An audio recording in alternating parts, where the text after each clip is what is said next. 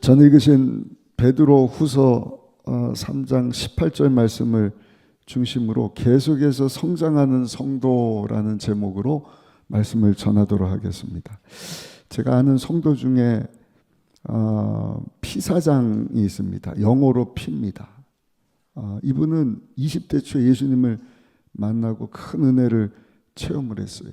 그리고 예수님을 따르기로 하고 예수님의 제자가 되고 그 삶 가운데 예수님과 함께 하니까 얼마나 기쁨이 충만했겠습니까? 기도 응답도 체험을 하고 큰 수산업을 운영을 하는 사장님입니다.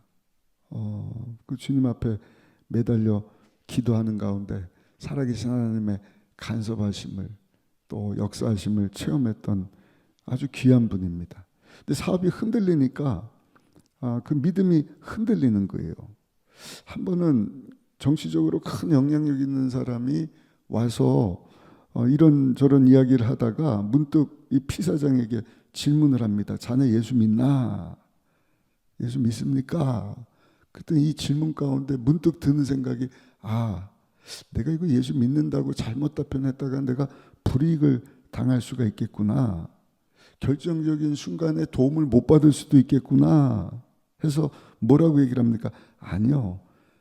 그냥 좀 흥미가 있을 뿐이지 예수 믿지 않습니다. 얼떨결에 대답을 해버렸어요. 집에 와서 생각을 해보니까 너무 괴로운 거예요. 슬픈 거예요. 계속 고민하고 슬럼프에 빠지고 나중에 회복이 되고 하나님께 또 귀하게 쓰임받기는 되었지만 이분이 그렇게 살다가 이제는 하나님의 부르심을 받게 되었는데 세상을 떠날 때쯤에 그 죽음을 예감하면서 친구들을 에게 편지 한 장을 쓰게 됩니다.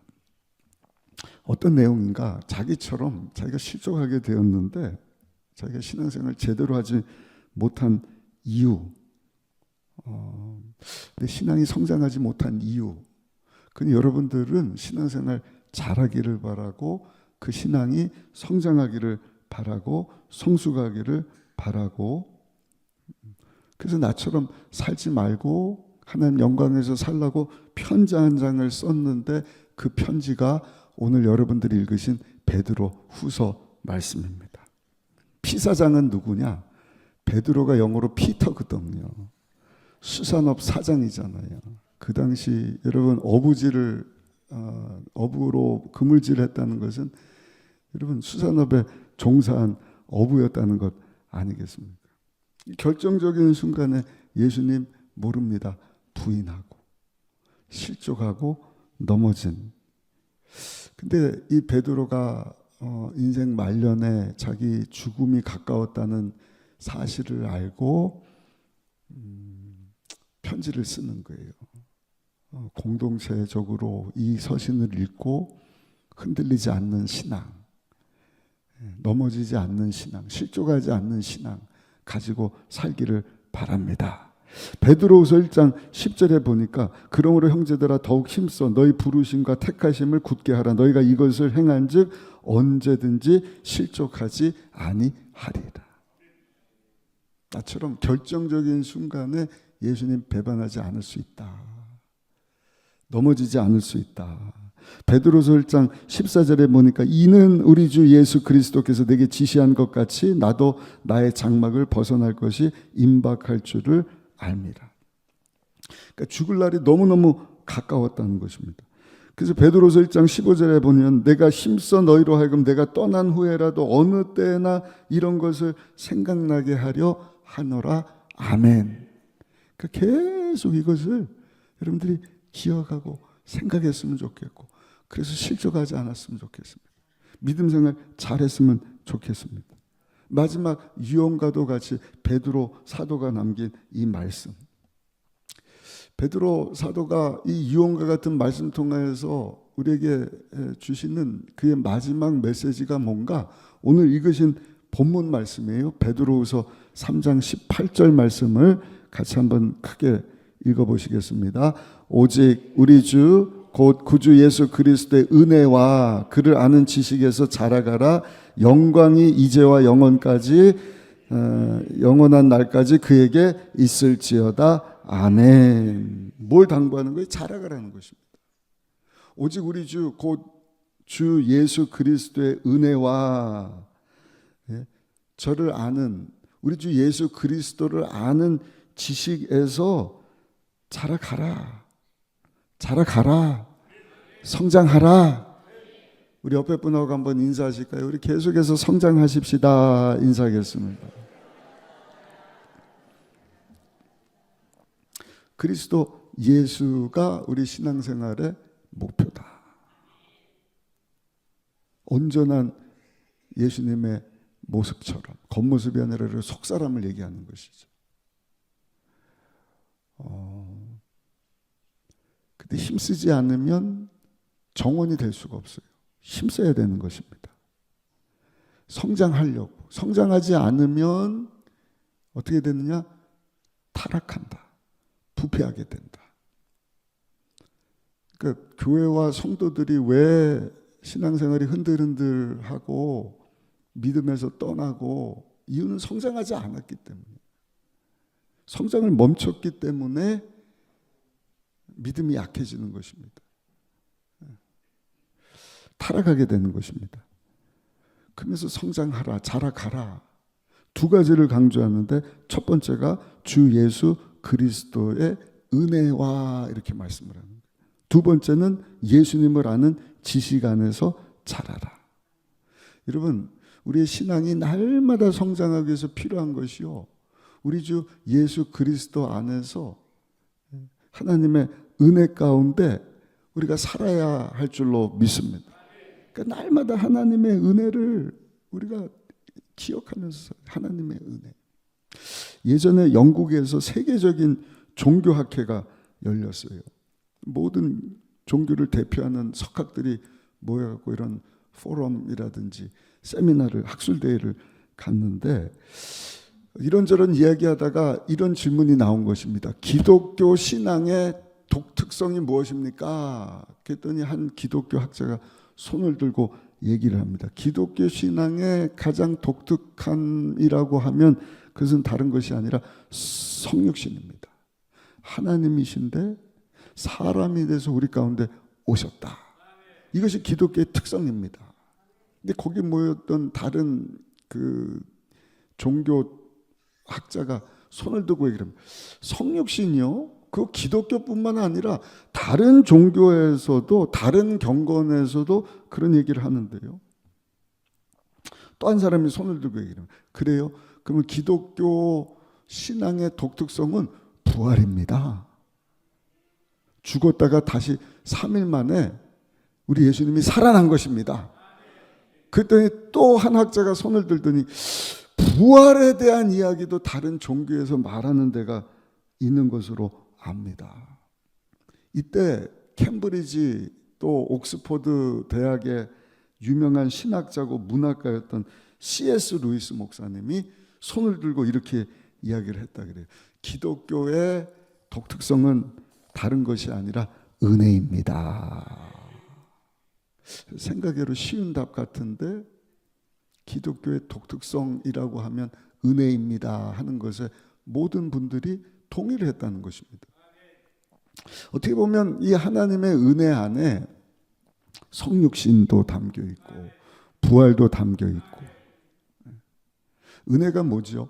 자격 없는 나에게 위로부터 하나님이 그냥 주시는 선물이다. 그냥 베풀어 주시는, 나는 받을 자격이 없는데 나 같은 사람에게 하나님이 그냥 주시는 사랑의 선물이다. 그것이 은혜지 않습니까? 에베소서 2장 8절입니다. 너희는 그 은혜에 의하여 믿음으로 말미암아 구원을 받았으니 이것은 너에게서 난 것이 아니요 하나님의 선물이라.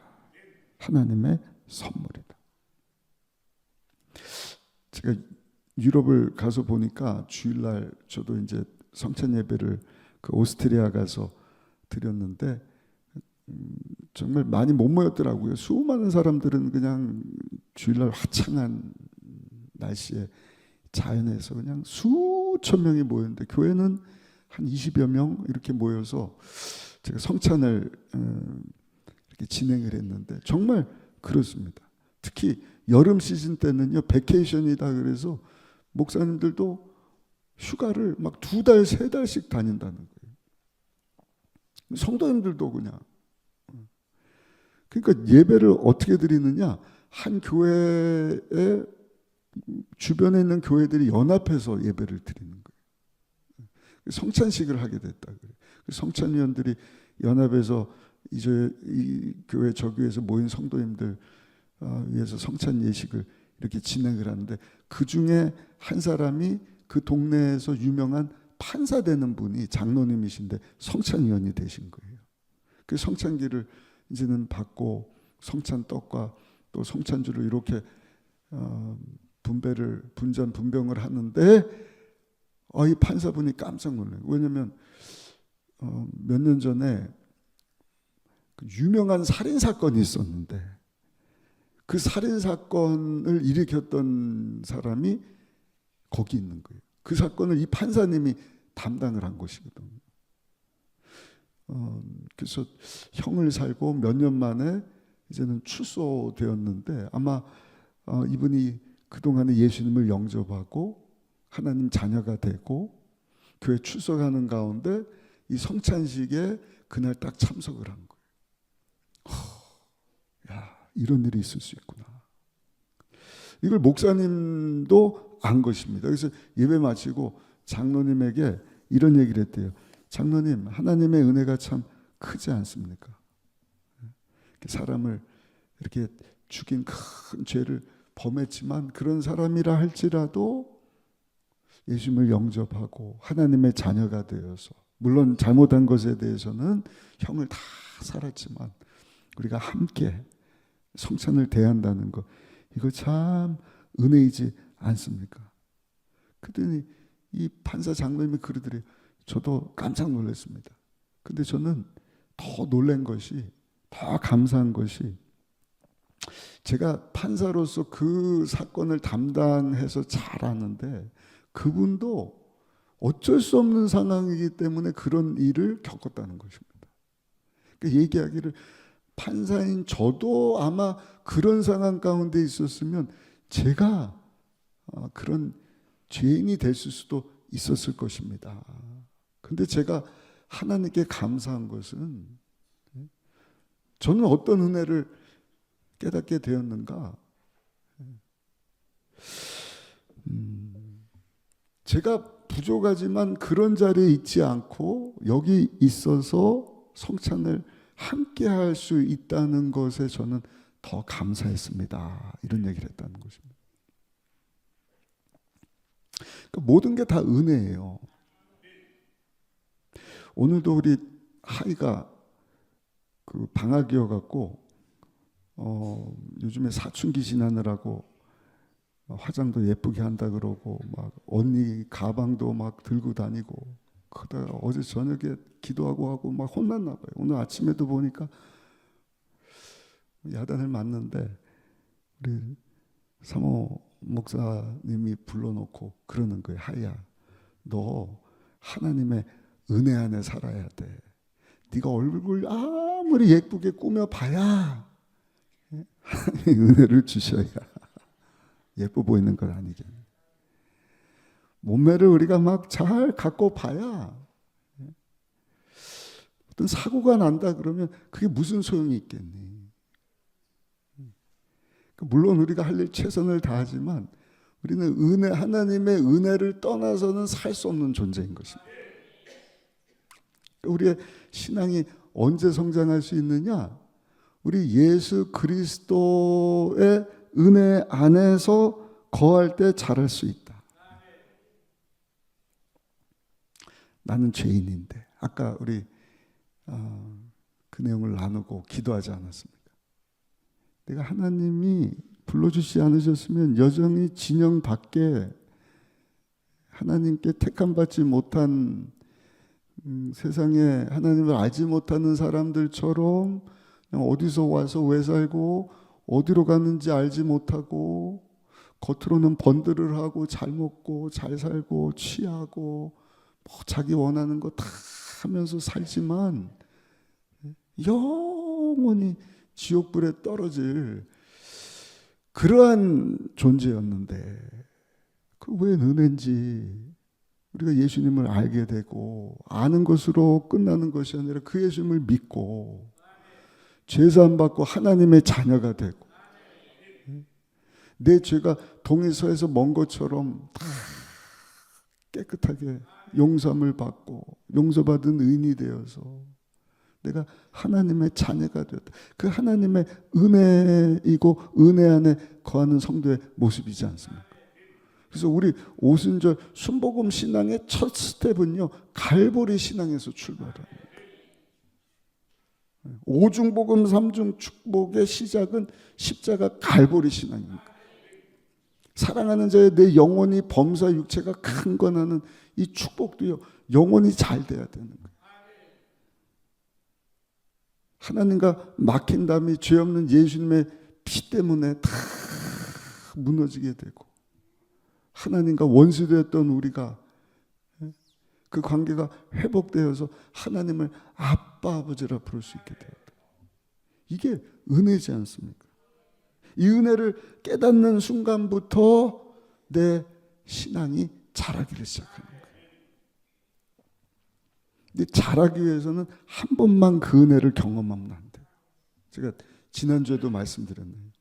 오늘도 나는 죽고 그 계속 찬양해요.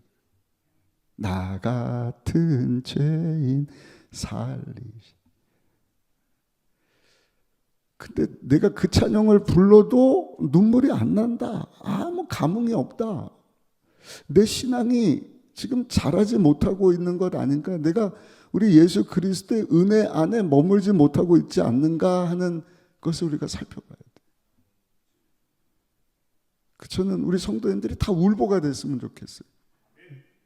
그냥 십자가만 생각하면 주여 전부여 의지 없어서.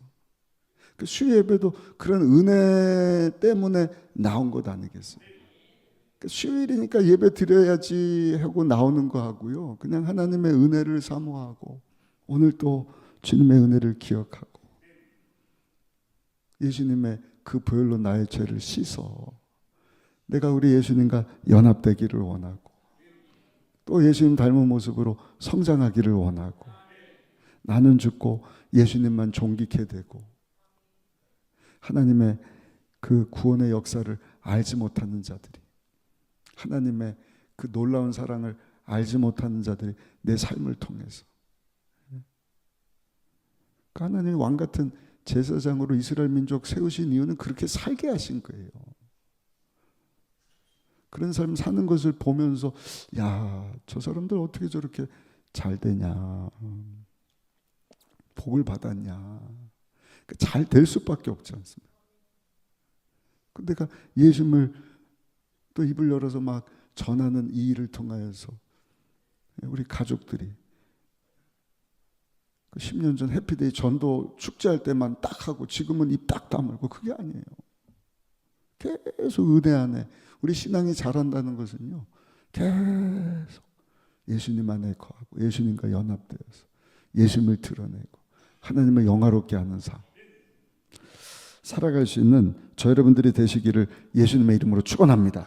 또 한 가지 우리 신앙이 자라려면 사도 바울은요, 그리스도를 아는 지식에서 자라가야 된다. 예수님을 아는 지식, 예수님을 아는 지식.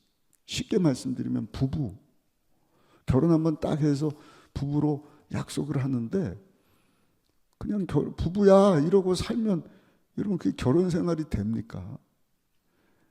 부부로 연을 맺었다고 한다면 이제는 서로에 대해서 알아가야 되는 것 아닙니까? 그래야 이해를 하는 것 아니겠습니까?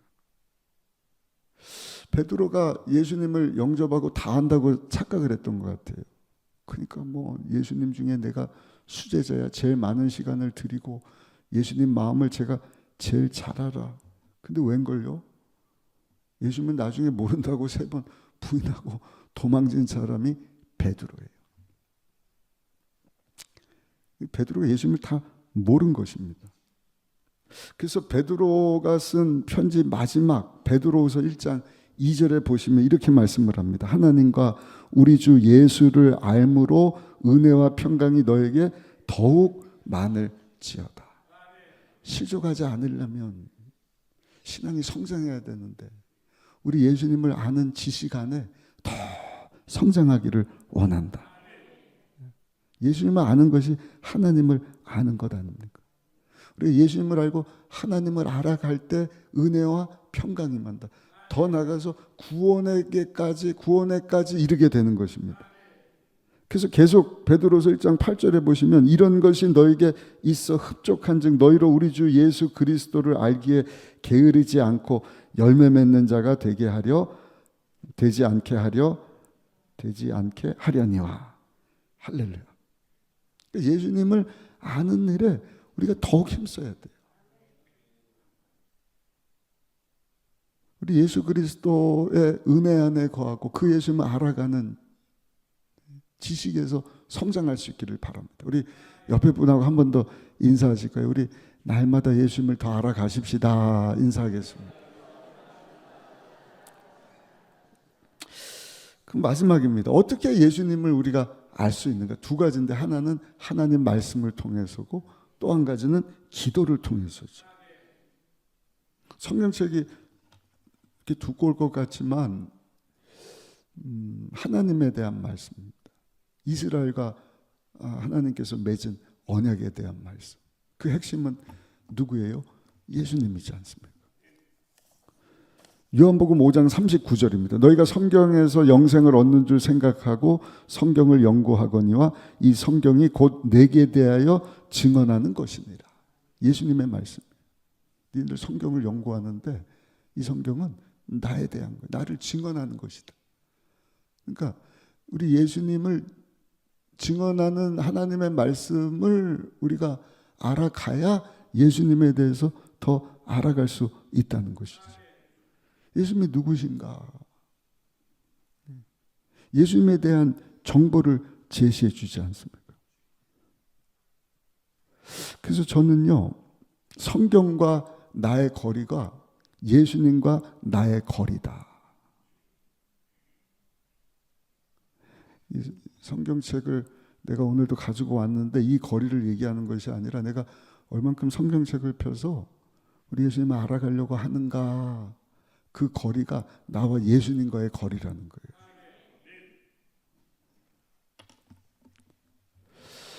그 쉽지는 않습니다. 사단 원수마귀가 계속 방해하거든요. 그러니까 제일 좋은 것은 눈 뜨면 우리 성경책 연대기 순으로 쓰여진 하나님 말씀 먼저 딱 보고 이런 말씀이구나. 우리 목사님 전사님들이 계속 이런 내용입니다. 또 제가 전체 이런 구조로 되어 있는 말씀이니까 여러분들 그 말씀을 듣고 성경책을 보면 이 성경 통해서 우리 예수님을 알아가게 되고 우리 예수님을 알아가는 여러분 그 가운데 우리의 신앙이 점점 자라날 수 있는 것 아니겠습니까? 부부 관계가 서로를 알아가면서 그렇게 돈독해지듯이. 또 한 가지는요, 어떻게 우리가 예수님을 알아갈 수 있느냐? 다른 것이 아니라 한번 따라 하실까요? 기도를 통해서 알아갑니다. 부부 관계가 성숙해지기 위해서는 서로가 알아야 되거든요. 기질도 알아야 되고 배경도 알아야 되고 결혼은 했는데 그 사람이 누군지 전혀 모른다. 옛날에는 뭐 사진 부부라고 사진 보고 막 결혼을 해서 문제가 많이 일어나서 뭐 데이트도 하고 연애 기간도 지나지만 그런다고 다 아는 게 아니잖아요. 저런 백그라운드가 있구나. 저런 어렸을 때 어떤 상처가 있구나. 아픔이 있구나. 그런 걸 알아야 이런 것 때문에 우리 아내가 우리 남편이 오늘의 이런 성품, 이런 모습으로 살아가고 있구나. 기질도 다 다르잖아요. 요즘에 MBTI가 이렇게 나와서 사람들이 MBTI가 뭡니까? 참고를 많이 한단 말입니다. 그 이분이 외향적인가, 내향적인가, 감정적인가, 업무적인가, 그냥 피스럽게 천방지축인가, 아니면 제의스럽게 꼼꼼하게 계획을 딱 지어서 그대로 하지 않으면 안 되는 스타일인가. 사실 알아도 조금 그 다름이 쉽지는 않더라고요. 그래도 몰라서 충돌되는 것보다는 알아가니까 우리 아내가 이런 성격의 소유자구나, 우리 남편이 이런 사람이구나 하는 것을 우리가 알아갈 수 있는 것 아니겠어요? 근데 그 배우자에 대해서 알아간다는 것이 이런 객관적인 정보만 가지고서는 다 알 수가 없는 거예요. 그래서 필요한 것이 대화하는 것입니다. 대화. 내가 이렇게 분석해 보니까 당신은 이런 성향의 이런 기질의 사람인 것 같대. 근데 대화해 보면 그게 아니잖아요. 과거에 그랬지만 지금은 그런 생각 가지고 살지 않는다. 내가 원하는 것은 이거다. 내 마음 가운데 가지고 있는 것은 이런 마음이다. 이것을 우리가 대화하면서 서로를 더 알아가게 되는 것 아니겠습니까? 그래서 바꿔서 얘기하면 체험하는 거예요. 체험. 상대방이 누군가 그냥 머리로만 아는 게 아니라 내 배우자는 이런 사람이구나.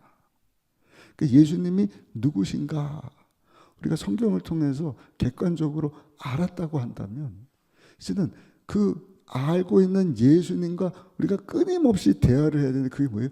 기도하는 것입니다. 기도하는 것입니다.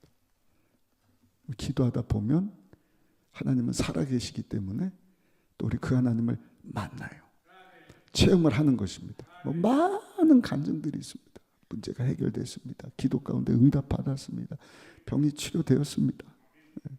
켄 카웁이라고 하는 크리스천 카운슬러 간증을 읽어봤는데 이분은 원래는 크리스천이 아니에요. 그냥 카운슬러인데 예수님 영접하고 하나님 자녀가 됐어요. 근데 마음 가운데 이제 내가 하나님 위해서 살아야 되는데 이 카운슬링 잡을 통하여서 내가 하나님께 쓰임받을 수 있을까? 아주 유명한 사람입니다. 텔레비도 나오고 켄 카웁 그러면 막 사람들이 알고 이런 사람인데 그런 마음 가운데 교회 이제 새신자국 가서 새신자 공부를 하면은 계속 이제 전사님이나 이제 안내해 주신 분이 기도하셔요.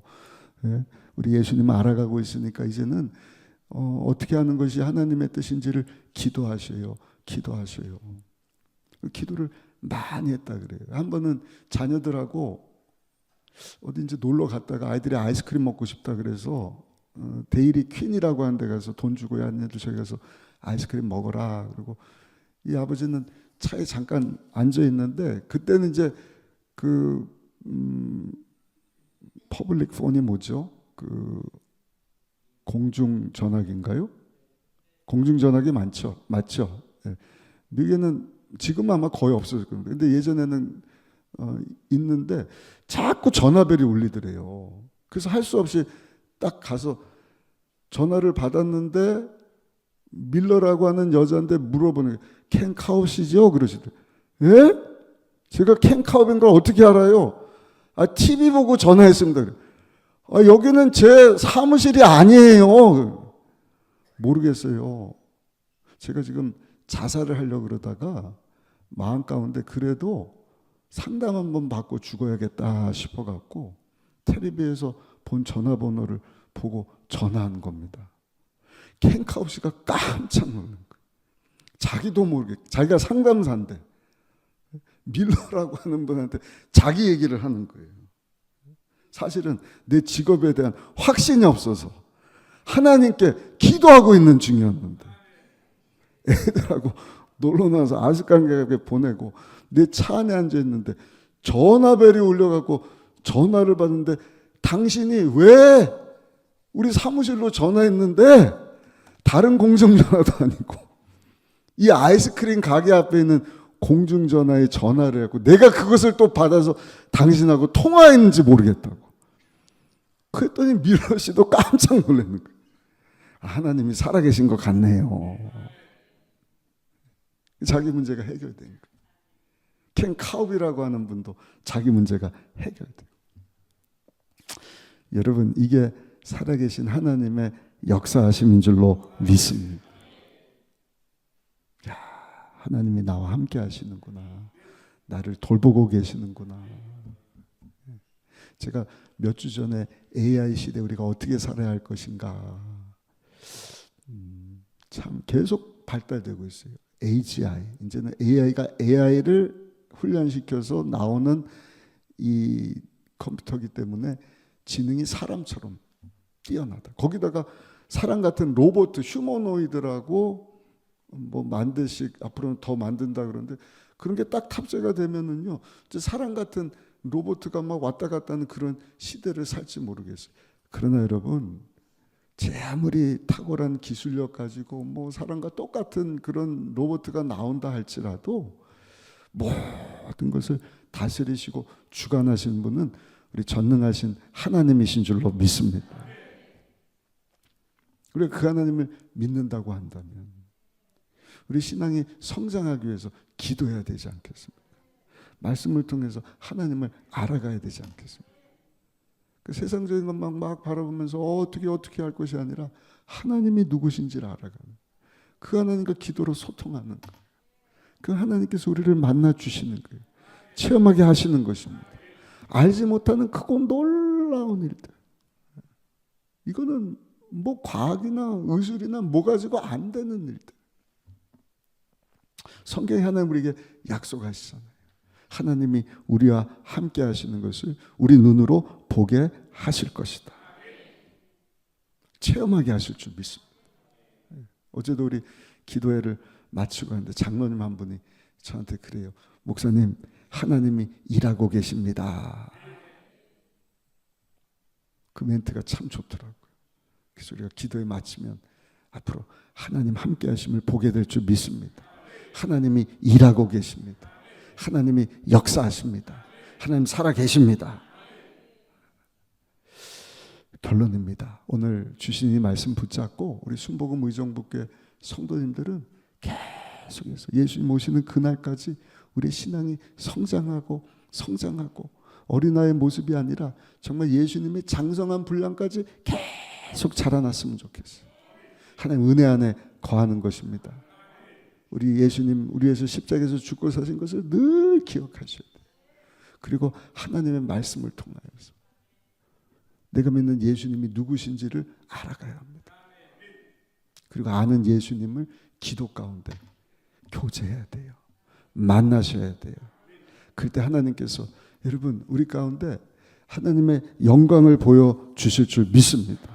체험하게 하신다는 것입니다. 우리 마지막으로 18절 말씀 읽고 말씀을 마치도록 하겠습니다. 베드로후서 3장 18절 말씀 같이 읽겠습니다. 오직 우리 주 곧 구주 예수 그리스도의 은혜와 그를 아는 지식에서 자라가라. 영광이 이제와 영원한 날까지 그에게 있을지어다. 아멘.